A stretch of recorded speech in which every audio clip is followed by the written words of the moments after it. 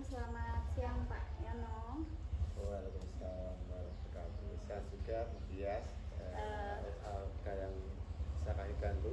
iya Pak, sebelumnya saya mohon maaf telah mengganggu waktu Bapak. Di sini saya sebagai calon guru penggerak angkatan 5 ingin melakukan wawancara dengan Bapak terkait pengambilan keputusan Pak. Di sini saya akan mengajukan beberapa pertanyaan wawancara Pak. Apakah Bapak bersedia? Insya Allah siap. Iya, Pak. Untuk pertanyaan yang pertama, Pak, selama ini bagaimana Bapak mengidentifikasi kasus-kasus yang merupakan dilema etika atau bujukan moral, Pak? Tolong diulangi sekali lagi. Oh ya, bagaimana Bapak dapat mengidentifikasi kasus-kasus yang merupakan dilema etika atau bujukan moral? Dilema etika antara benar dengan benar atau bujukan moral antara benar dengan salah, Pak? Kalau tentang etika, artinya ini kan menyangkut norma ya, norma di masyarakat. Kalau yang satunya tadi benar salah itu kan berkaitan dengan norma hukum, lebih gampang, lebih gampang mengatasinya yang norma apa tadi, hukum bujukan ya, moral, bujukan moral, karena sudah jelas dan aturan di segala instansi di mana sudah ada, sudah jelas tertera.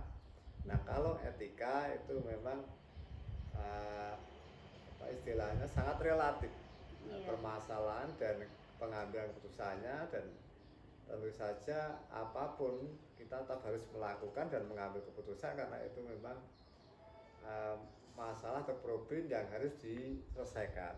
Iya, Pak. Kemudian selama ini bagaimana Bapak menjalankan pengambilan keputusan di sekolah, terutama untuk kasus-kasus di mana ada dua kepentingan yang sama-sama benarnya, sama-sama mengandung nilai kebaikan. Iya.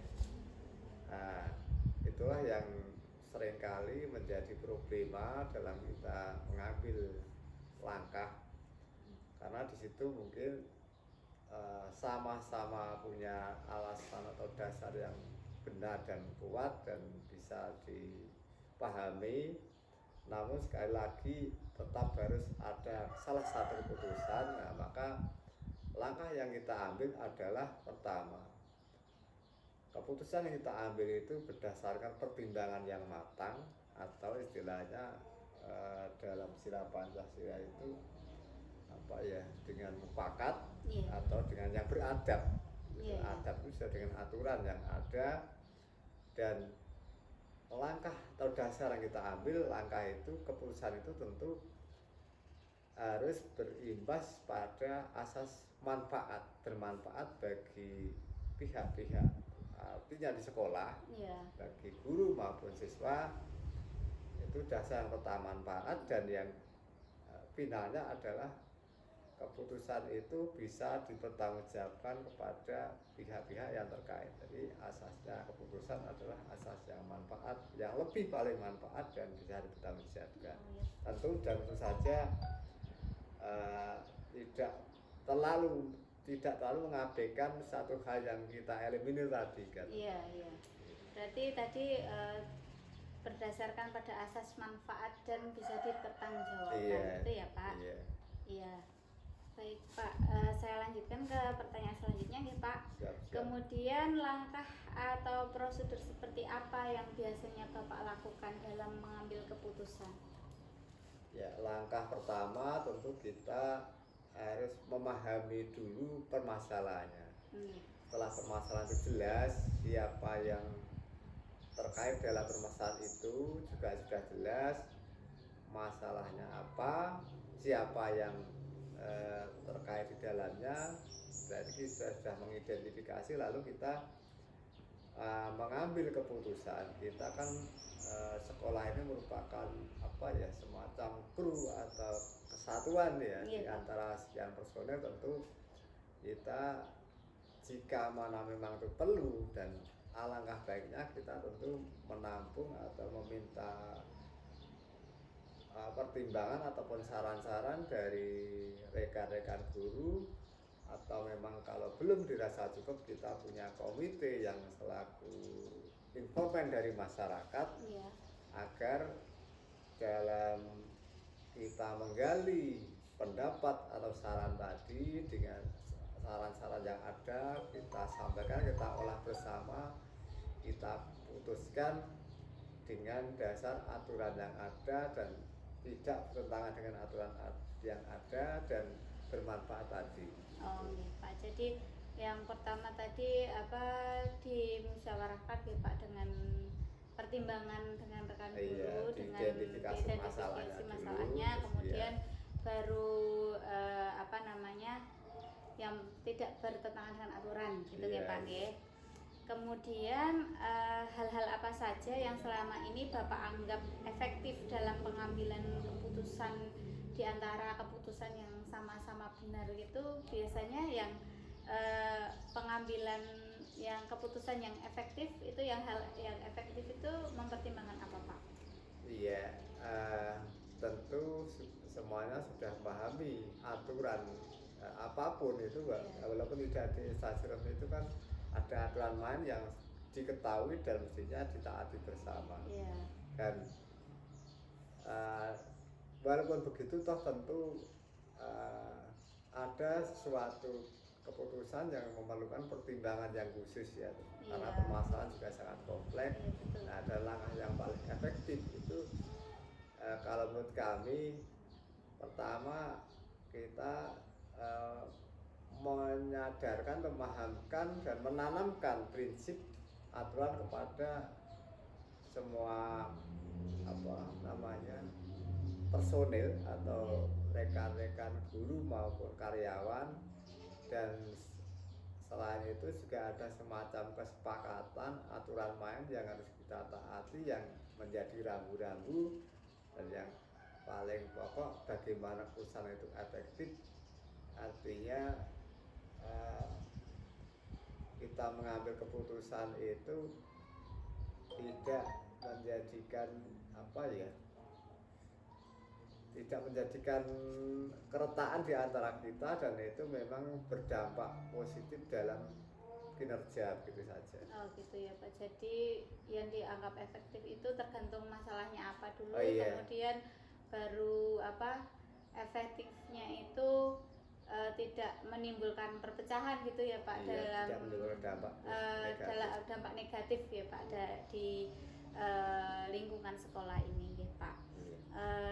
Dan tadi kan yang penting tidak menimbulkan dampak negatif. Kemudian biasanya kalau ada permasalahan yang seperti itu Pak, Bapak langsung menyelesaikannya di tempat atau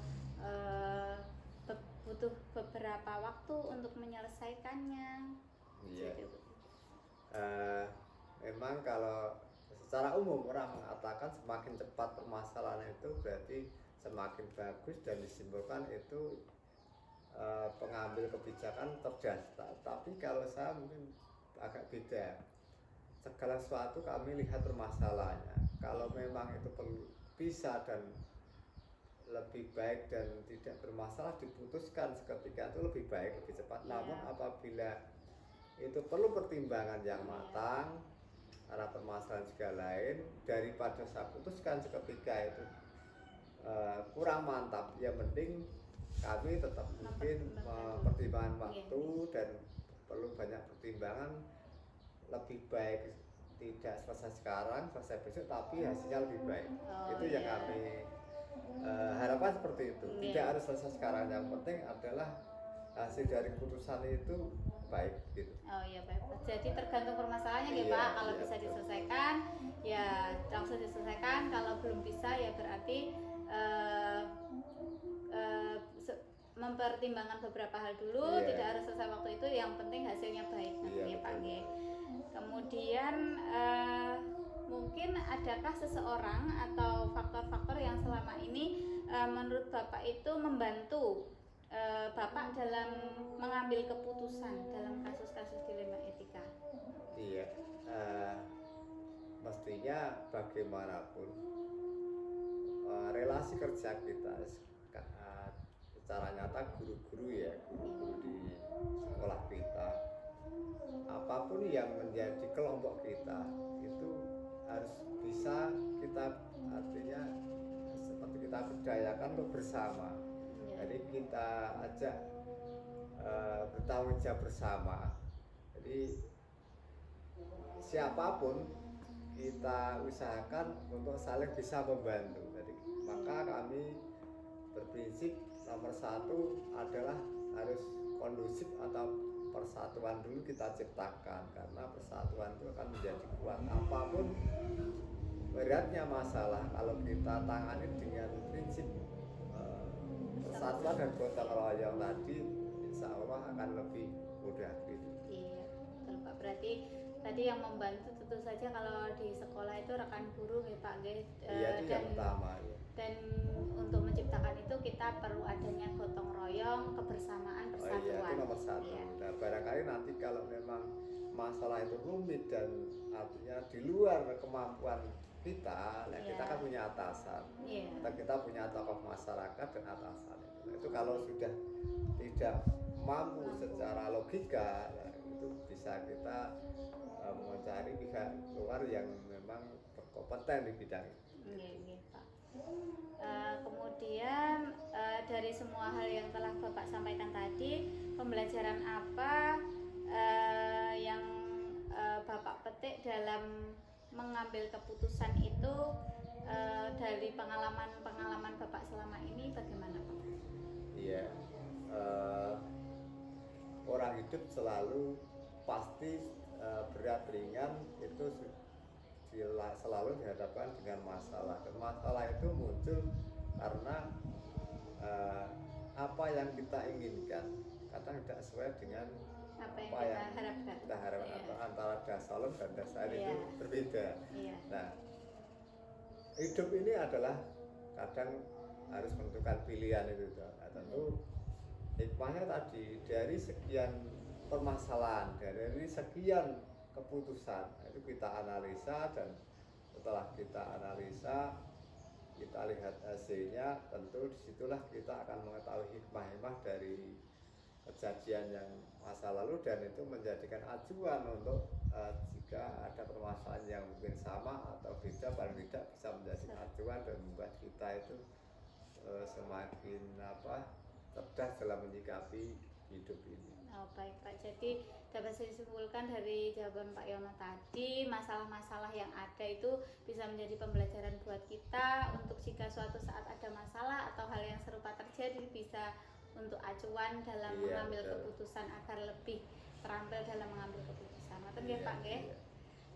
Baik, saya kira cukup yang saya tanyakan. Saya ucapkan terima kasih kepada Pak Yono yang telah meluangkan waktunya. Semoga percakapan kita ini memberikan manfaat terutama bagi saya dalam melaksanakan pendidikan guru penggerak ini. Semoga saya bisa lebih terampil dalam mengembangkan nilai dan peran saya sebagai guru penggerak Pak. Amin, semoga lancar dan tetap semangat. Pak, terima kasih. Assalamualaikum warahmatullahi wabarakatuh. Waalaikumsalam warahmatullahi wabarakatuh. Assalamualaikum Bu Wulan. Selamat pagi Bu. Mohon maaf mengganggu waktunya. Di sini saya sebagai calon guru penggerak angkatan 5 dari Kabupaten Blora ingin mewawancarai Ibu terkait dengan pengambilan keputusan Bu. Apakah Ibu bersedia untuk saya wawancara Bu?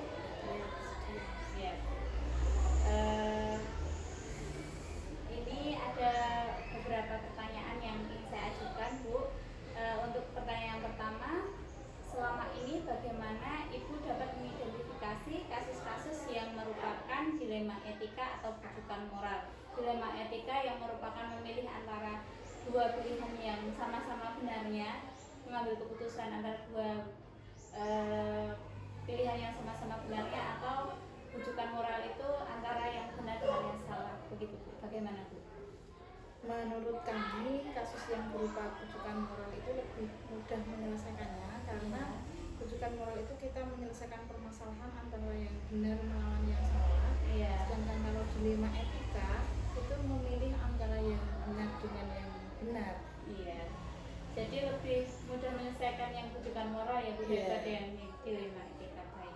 Kemudian untuk pertanyaan yang kedua Bu, selama ini bagaimana Ibu menjalankan pengambilan keputusan di sekolah Ibu, terutama untuk kasus-kasus di mana ada dua kepentingan yang sama-sama benar atau sama-sama mengandung nilai kebajikan. Bagaimana? Yang sudah kita praktekkan di sini ya, Iya. yang sudah kita lakukan, jika ada permasalahan di sekolah, kita identifikasi dulu permasalahan tersebut, siapa saja yang terlibat dalam permasalahan itu, kemudian kita juga mengadakan musyawarah dengan teman-teman guru sehingga bisa menyelesaikan permasalahan itu dengan baik. Oh begitu ya Bu. Jadi mungkin tadi Ibu mengidentifikasi permasalahannya, menentukan siapa yang terlibat, kemudian ada rekan-rekan guru ya Bu yang bisa diajak untuk bermusyawarah. Kalau rekan guru bagaimana Bu selama ini kalau diajak bermusyawarah? Alhamdulillah tanggapannya positif, selalu memberikan masukan-masukan yang bisa memberikan nilai-nilai positif. Oh iya iya baik, Bu. Kemudian langkah-langkah atau prosedur apa yang biasanya tadi Ibu lakukan dalam mengambil keputusan? Biasanya kita identifikasi dulu siapa Iya. yang terlibat ya. Setelah itu upaya yang kita lakukan, upayanya apa saja untuk menyelesaikannya, termasuk solusinya, bagaimana permasalahannya itu supaya bisa kita laksanakan dengan baik. Misalkan ada yang kurang setuju dengan itu, kita bermusyawarah, kita jadikan satu, kita ambil keputusan yang terbaik. Oh ya, jadi pada intinya mengidentifikasi permasalahan dulu, kemudian berembuk ya Bu ya, intinya mencari solusi bersama-sama Iya. mana yang terbaik gitu ya Bu. Kemudian hal apa saja yang selama ini Ibu anggap efektif dalam pengambilan keputusan pada kasus-kasus dilema etika Bu? Kalau keefektifan penyelesaiannya tergantung kepada hasilnya ya, hasilnya baik apa tidak. Jadi hasilnya itu kalau tidak menimbulkan dampak yang negatif, ya. jadi hasilnya yang baik yang bisa kita pertanggungjawabkan. Baik, jadi efektif ketika hasil keputusannya itu baik dan tidak menimbulkan dampak negatif, tidak menimbulkan masalah baru lagi gitu ya Bu ya. Baik, kemudian hal-hal apa saja yang selama ini merupakan tantangan Ibu dalam mengambil keputusan pada kasus dilema etika Bu? Tantangannya apakah yang kita ambil, keputusan yang kita ambil itu nanti dampaknya bagaimana, apakah dia berdampak positif atau negatif, itu tantangannya. Jadi kita berupaya agar apa yang kita putuskan tadi berdampak positif gitu. Baik, jadi tantangannya itu bagaimana mengupayakan untuk memberikan hasil yang terbaik. Iya, sehingga tidak menimbulkan masalah-masalah yang baru. Oh iya iya itu sekali Bu. Kemudian apakah Ibu memiliki jadwal tertentu dalam sebuah penyelesaian kasus dilema etika, atau langsung menyelesaikan di tempat atau terjadwal khusus? Bentuk dan prosedur seperti apa yang Ibu jalankan? Kita lihat dulu permasalahan apa. Misalkan kalau memang permasalahannya langsung bisa kita selesaikan, langsung kita selesaikan. Namun kalau masalahnya rumit, kita harus memilah dan memilih dulu. Ya, kita pilah dulu, kita cari dulu solusi terbaiknya.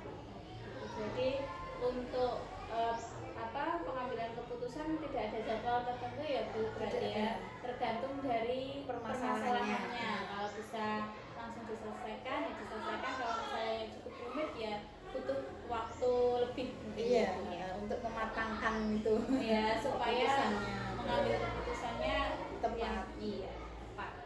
Kemudian adakah seseorang atau faktor-faktor yang selama ini mempermudah atau membantu Ibu dalam mengambil keputusan dalam kasus-kasus dilema etika Bu?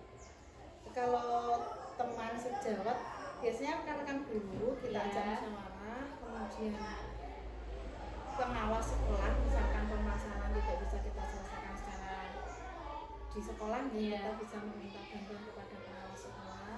Kemudian kita juga berembuk juga dengan komite sekolah, kalau memang diperlukan kita bermusyawarah juga dengan komite sekolah. Begitu. Jadi tadi kalau dari rekan guru sendiri, Bapak Ibu guru tentunya ya Bu ya, kemudian jika masih butuh bantuan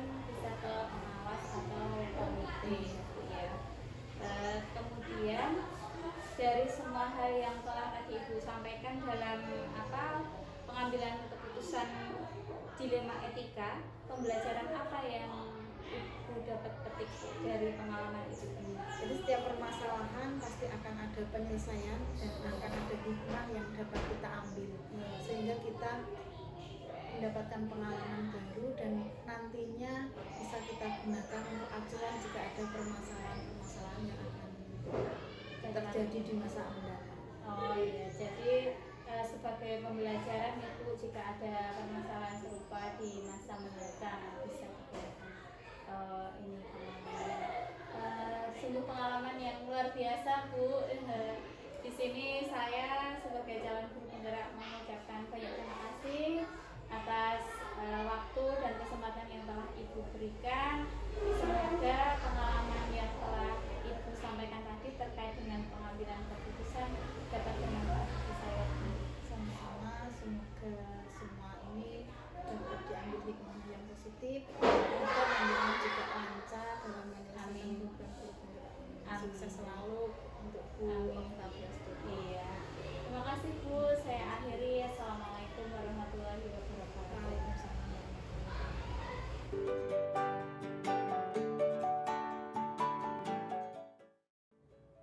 Hal menarik yang muncul selama wawancara dengan Bapak Suyono yaitu dalam mengambil keputusan di sekolah tidak dapat dilakukan sendiri karena dalam satu sekolah adalah tim, satu kesatuan, sehingga dalam mengambil keputusan perlu mempertimbangkan pendapat rekan guru lain.